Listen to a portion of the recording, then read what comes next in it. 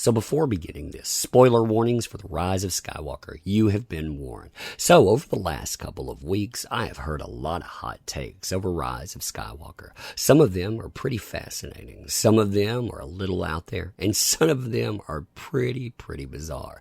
This one, it takes the current year prize, however, because not only does it take characters from Rise of Skywalker and talk about them in a specific way, but it adds buzzwords to it because you just need to get that right feeling. Now, what this person is talking about here is Kylo Ren and Rey, their relationship. And by the way, did you know this? If you have a male and a female in a relationship, that's unrequited love, people see that, they're around it. And well, the male, he suddenly ends up dying for whatever reason. That's not sad. That's not sorrowful. No, that S word that you're looking for, that's sexism. That's right. So here we have a quote, and I'm just going to read part of it to you because I think that you'll enjoy it. So there's been a lot of outrage from what I've seen. I follow several Stan accounts because of my podcast, and there's been mostly been in mourning.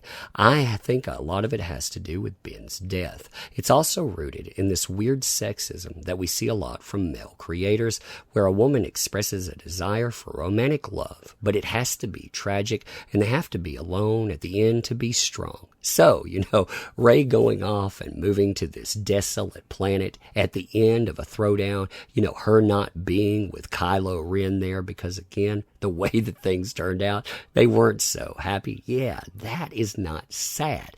That is sexism. Fun times, huh?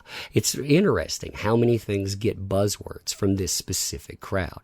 I mean, if you go out and you look up Kelly Marie Tran and Rose Tico not getting that much screen time, yeah, what you hear about is a different type of ism. Two isms combined. If you go out and look up other things, there's ism brought up as well. And this, it's also an ism. Way to go out there, Disney. You placated a crowd. You gave them all kinds of stuff. And look what you get in return. So hey there. So today you and I are going to look over an article from Sci-Fi Wire.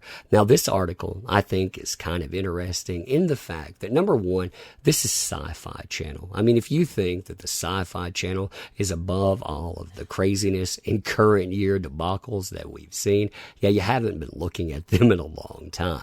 See, I was surprised when I first ran across their magazine because I didn't expect all of the woke takes that they have. But yeah, that's the kind of people that they hire, probably because they work for peanuts, but it's absolutely fascinating how far that juggernaut has fallen. Now, before we get into following the Rise of Skywalker, what is there left to say about Reylo? Freaking Reylo. Yeah, but before we get into that, very briefly, if you like this kind of content, you want to help out the channel, consider subbing to it, consider sharing videos, and consider interacting with the video. That would be liking, commenting. You can just say, hey, Reylo, what? Anything that you want to say out there. And, thank you as always. So this article, it's an interesting one in the fact that out of everything that you could see within this new trilogy, these folks that they're talking about here, they hyper-focus on two characters, Rey and Kylo Ren. They talk about how in a fandom chock full of shipping options, there was just something about Reylo that captured the imagination in a way that felt part of Star Wars past, present, and future. Part epic romance, part ultimate battle of good versus evil. The Reylo arc couldn't help but prove as alluring to some fans as it was controversial. The possibility of Reylo endgame seemed tentative in the Force Awakens, but a near inevitability in the Last Jedi. So how would Rise of Skywalker resolve this? Now, what's hilarious about this is the thing that these folks, they hyper fixate and hyper focus on when it comes to Star Wars. Maybe that's why I have trouble getting into 7, 8, and 9, because I don't want to stick a bunch of characters together in some type of relationship. I want to be entertained, and that's not my level of entertainment. So they go on, and they talk about how this stuff comes together. Essentially, we have Ben Solo casting off the name Kylo Ren, helping to take down Emperor Palpatine, and during that, well, we have somebody die. And well, Ben, he echoes a good deed Rey had performed for him earlier, sharing his life force with her to revive her. After one passionate kiss, he died, and Rey was left alone, adopting the name Skywalker and gazing at the moons of Tatooine. Ah, fun times there. Now, we've already gone over this quote here, and like I said, I thought that one was fascinating, but there are a lot of other hot takes out there, too.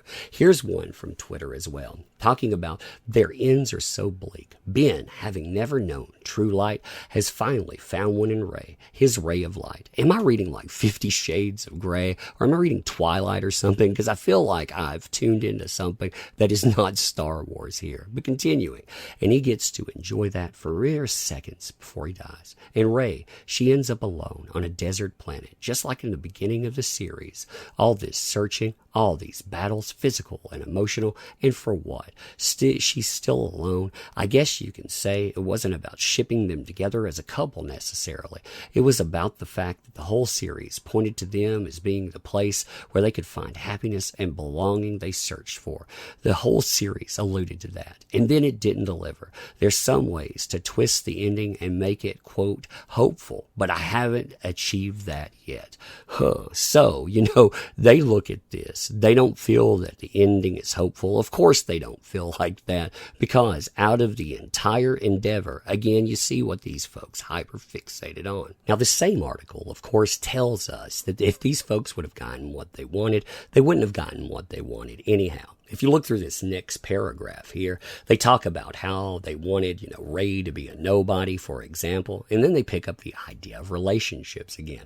Rose Tico's message of radical love in the face of hopelessness is maligned, and so is she, along with the connection she formed with Finn. So here we have Rose Tico and Finn being put in a relationship. But wait, Finn needs to go into another one.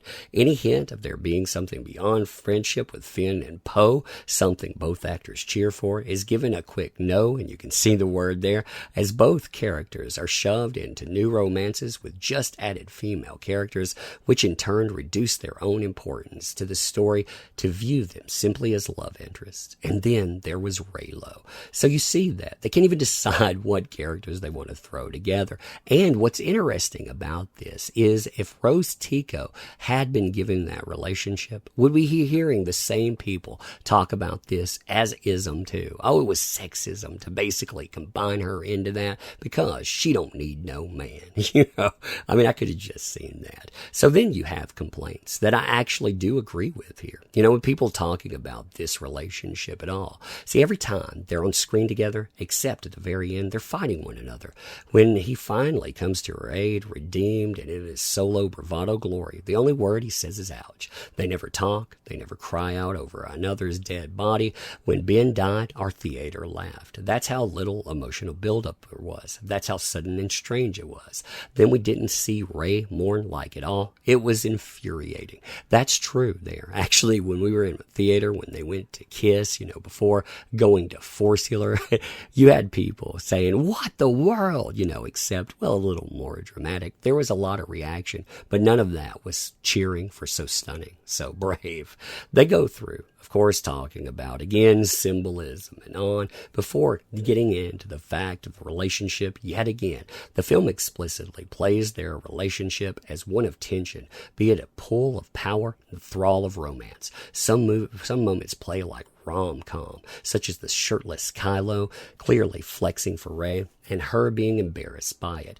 The Last Jedi set up so much in regard to Reylo that Rise of Skywalker didn't seem to want to deal with. It wanted to play with family dynamics, but there was the need to throw in that obligatory kiss to please shippers, and here's the biggest statement of it all, as if all they wanted was a kiss. So what exactly would have made folks happy here? Oh yeah, they should have had a litter of younglings. They should have moved out nowhere. They should have moved out to Tatooine, built themselves a little room no one knew about, come up with a Force-related safe word, and boom, 50 Shades of Space. Wouldn't that be great? But anyway, you tell me what what you think about all of this. I don't want to hit any more of it. So I want to end by saying thank you for showing up. Thank you for participating. You make this stuff possible. I mean, a lot of these companies out there, they forget that lesson. And hey, woe be it unto them. If they want to forget that, they want to cost themselves something, they can do it over and over again. But I don't want to be like that. So I want to take this opportunity to thank you for showing up and being here.